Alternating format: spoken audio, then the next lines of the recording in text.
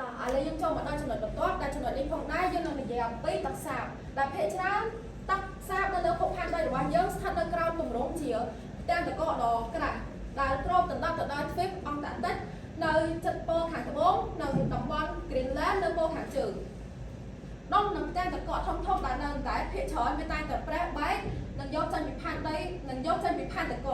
ដងនឹងផ្ទាំងតកអណ្ដែតតែតែរលាយយឺតហើយក៏ហូរឆ្ពោះទៅតំបន់ដែលក្តៅវិញហើយភាគច្រើនទឹកសាបគេតែងតែជួបប្រទះនៅតំបន់មួយចំនួនដូចជាស្ទឹងបឹងអូរទន្លេជាដើមដែលវាគឺជាប្រភពដ៏សំខាន់សម្រាប់មនុស្សសត្វរុក្ខជាតិក្នុងការទ្រទ្រង់នៅជីវិតរបស់ខ្លួន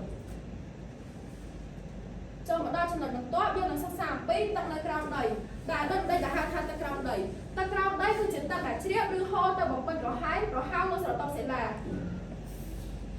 ហើយនៅក្នុងចំណុចនេះផងដែរយើងនឹងនិយាយអំពីដំណើរការនៃទឹកក្រោមដីដែលនៅពេលដែលមានភ្លៀងឬព្រឹងធ្លាក់ទឹកខ្លះជ្រាបចូលទៅក្នុងដីដែលឯទឹកខ្លះទៀតក៏ហូរស្រក់ចូលទៅឆ្លងកាត់ផ្នែកដែលចំហ